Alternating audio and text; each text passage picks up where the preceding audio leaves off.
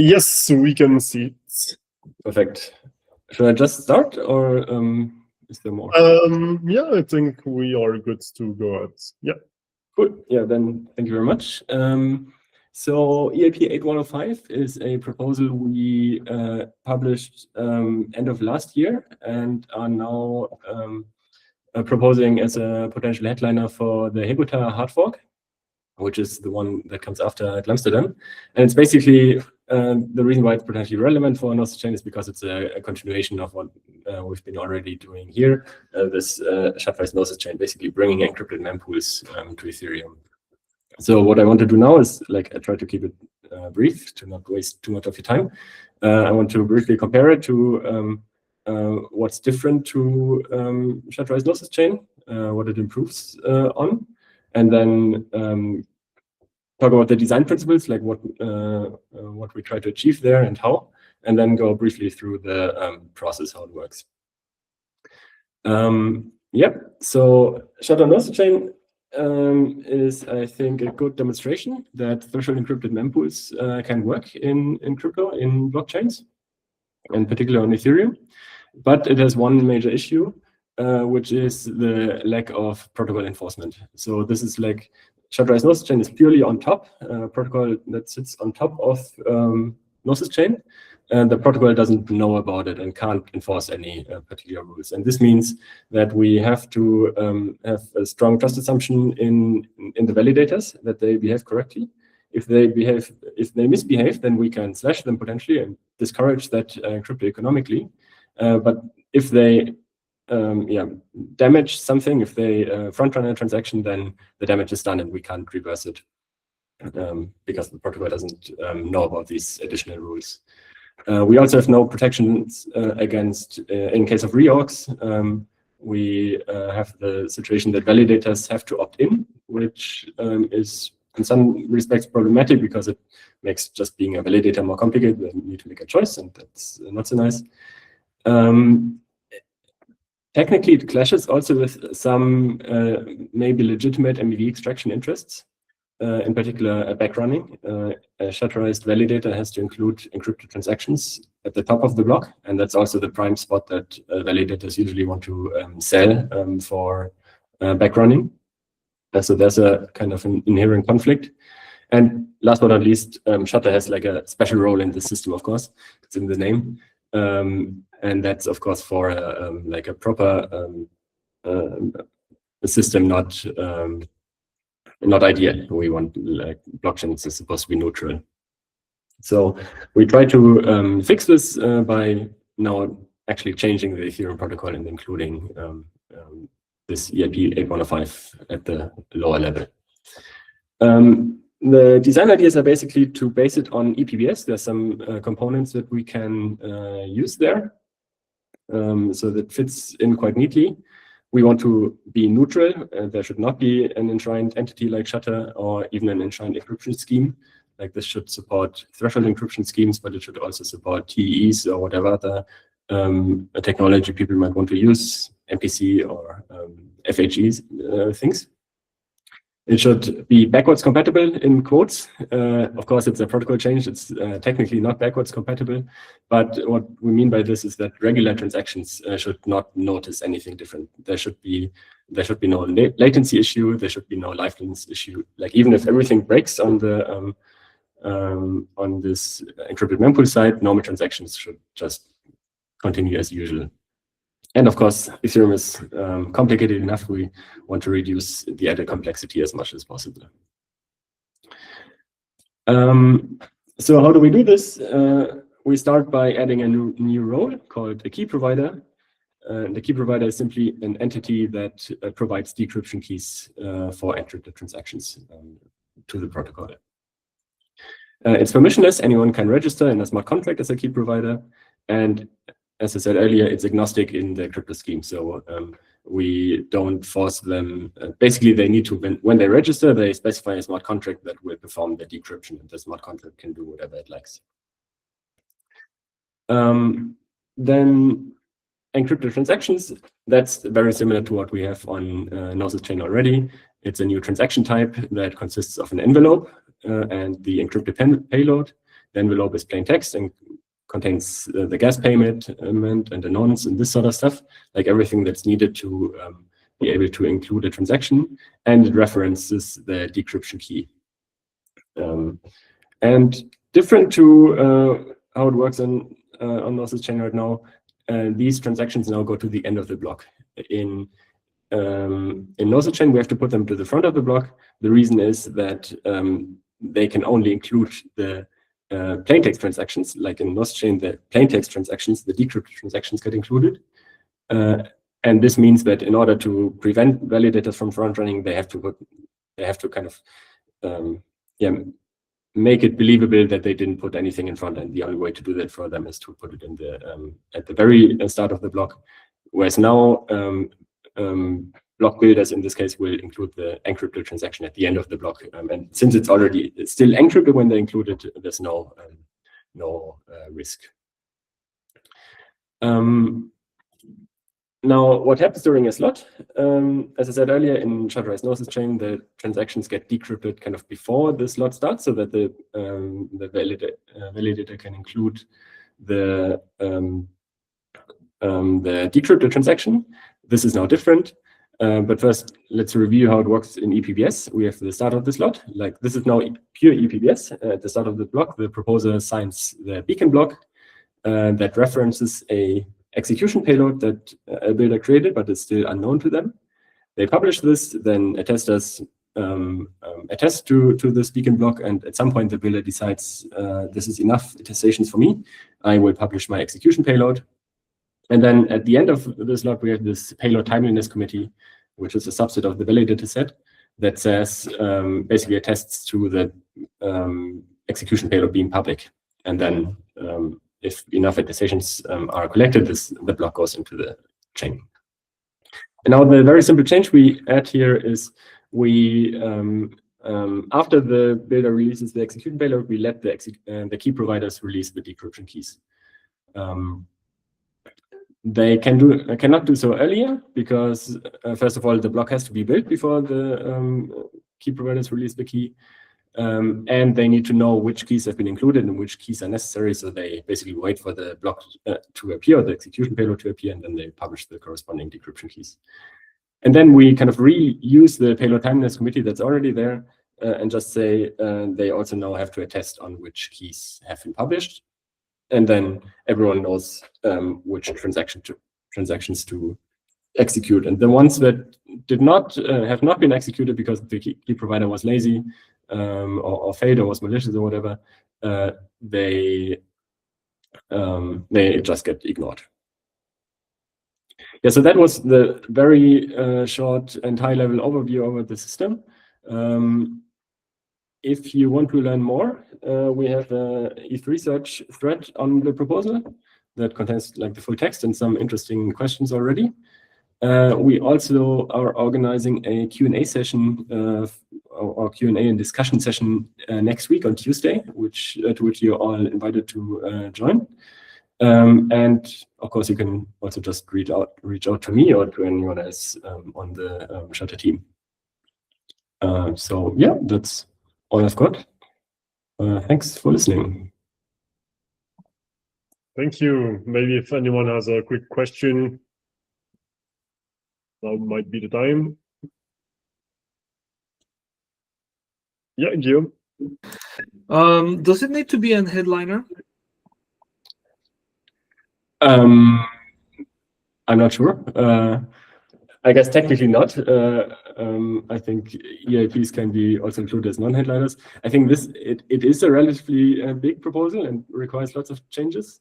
So I think it would make sense to put it there if it's going to include it, but I guess technically it doesn't have to. Right. So maybe some precision about this. Just because it's big doesn't mean it needs to be a headliner. I learned recently what the definition of a headliner is, and it's that thing we're willing to delay the fork for. So it can be pretty short and still delay the fork. Yeah, okay, I'm just asking because that sounds like a super cool proposal. But if you really want to make it a headliner, just be aware that there are other people that are pushing hard for a headliner. And honestly, I find the headliner fight a bit silly. So yeah, I'm just saying, maybe you have a better chance of not being a headliner.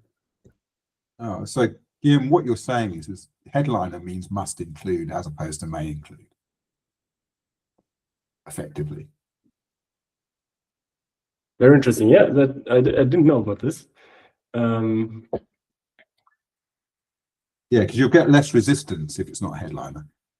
And yeah, then it's easier to put in the next book. Yeah, it's the first time we've been involved in this process, so we're very curious how it will turn out. Tomorrow we're presenting in the execution code of call for Ethereum. So yeah, I guess we'll just see how it goes and what the feedback is. It's also still a very recent proposal, and it probably needs a lot more work on speccing out all the different like the details. So yeah, maybe doing it as a non-headliner makes sense. We'll discuss that. Thanks. Thank you, Yannick. Oh yeah, and then I guess you can also do the Shudder updates. I think my colleague Ulu wanted to do this. I'm not sure if he's on the call. Yeah, I can do it, but I think we've taken enough time this week, so there is nothing major to report, so we can do whatever is there next week. All right, thank you. Then let's move on to testing. Hi. From the Nethermind side, we are investigating issues with EST test. Currently, the most of test works with Nethermind, but there's still some file tests, and Alexei from our team checking it. Those are the ones related to the deposit contract, right? Yeah, mostly yes.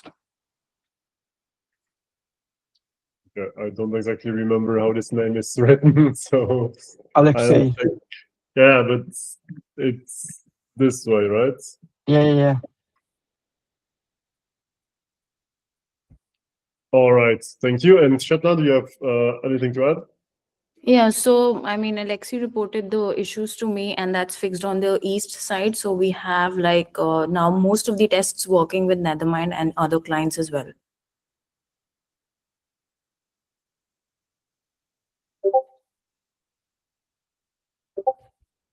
And yeah, and Shetland might do a demo in the coming weeks to kind of showcase what we did on the testing side with automated testing and whatnot. So yeah, you can look out for that, I guess. Let's move on to generic client updates. Nethermind. I think no updates on our side. All right, Aragon. Yeah, so we had an Aragon node that produced an invalid block on Gnosis chain.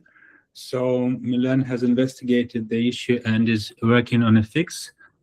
So it was a transient issue. It's not like Aragon always produces invalid blocks or even sees them as valid.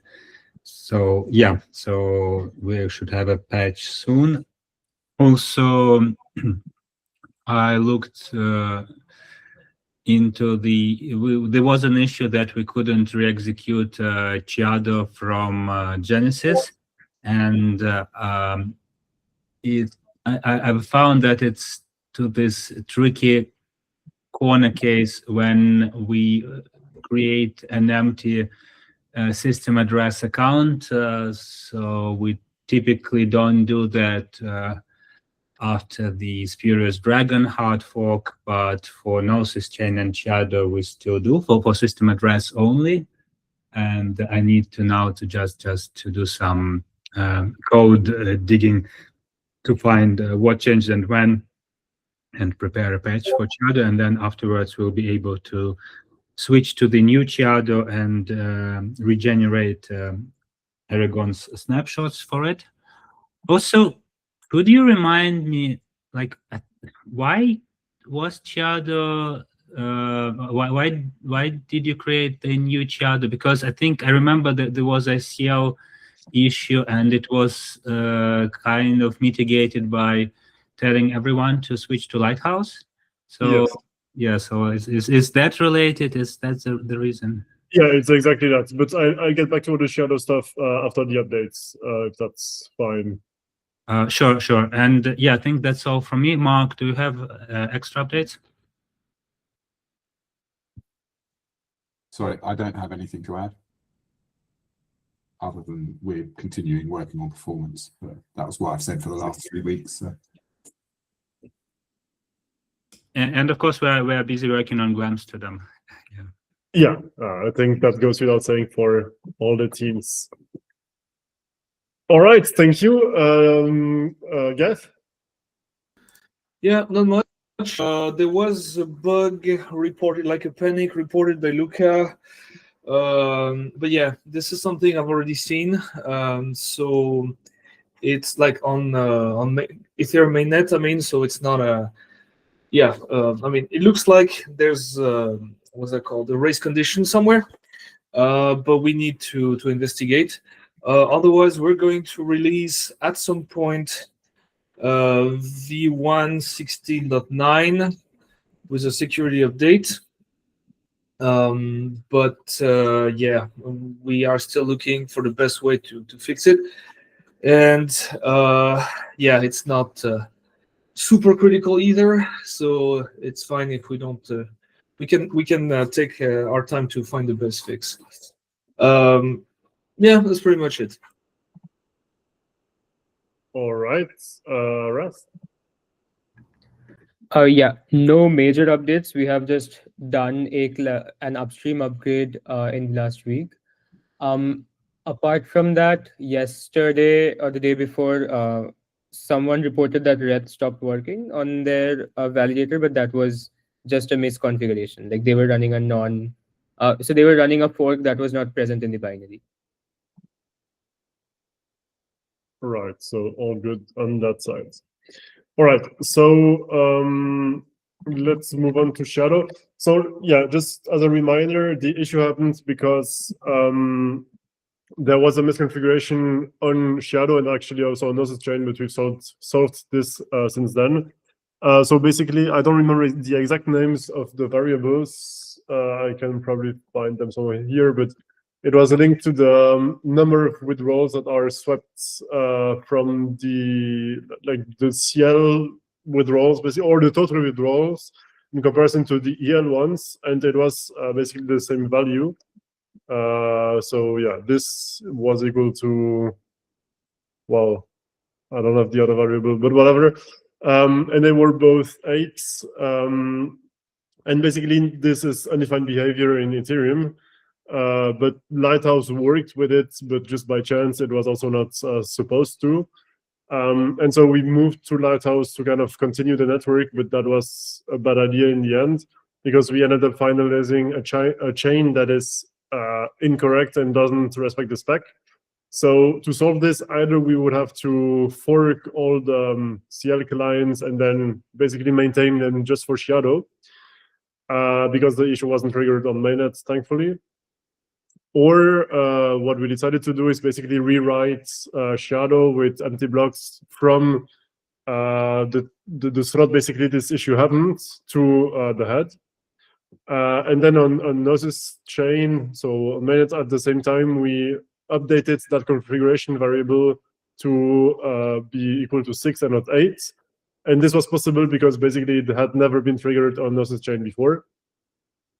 So now Gnosis chain is safe, so we can talk about it. And Shadow, well, we just rewrote it because basically there's nothing on Shadow, so it's not a big issue. And so maintaining it or maintaining CL clients just for that would just be, well, not super productive. So this network is now ready and available. We have 2 boot nodes. We have the checkpoint sync solver. We have, well, basically everything is as before. So if you just restart the Shadow nodes with an empty data directory, you will end up on the new Shadow network. And this is good news because then, I mean, that unlocks us basically for Fusaka. So we were blocking Fusaka because we couldn't do it on Shadow, or we could have done it with just with Lighthouse, but we wanted to do it with other clients. And so we are at that point now. I think we still have an issue with Geth not being able to join the network, but we haven't really had enough time to look into it. So now we have Nimbus and Teku and Lighthouse syncing, as well as Wrath and Nethermind on the ELs. For Aragon, we are starting a sync from Genesis because, well, no, actually we can't. So we are waiting for the bug fix so that we can re-execute from Genesis because the snapshots are of New Shadow and not Old Shadow. Sorry, Old Shadow and not New Shadow. So effectively, at the moment, we have not been able to join with Geth and Aragon. So we still have to figure that out. And then parallelly, Deb is working on DevNets for Fusaka. And yeah, hopefully that makes it possible for us to progress on Fusaka. I would target basically doing Shadow on end of February for Fusaka, the hard work. That would be the objective. Ideally, next week we have a DevNet running to basically go through the hard work. We did this before, actually back in October, maybe a bit before even, and everything went well. But since then, there have been new client versions and whatnot, so we want to kind of go the safe route and redo that testing. If the devnets go according to plan, we will do a shadow fork of mainnet. But again, for this, I'm not sure if that will be ready, so we might need help from Nethermind this one last time. And if everything goes according to plan, hopefully by end of February, we can do the hard fork on Shadow. Yeah, that was a lot of me talking, I guess. Is there any questions or comments regarding this?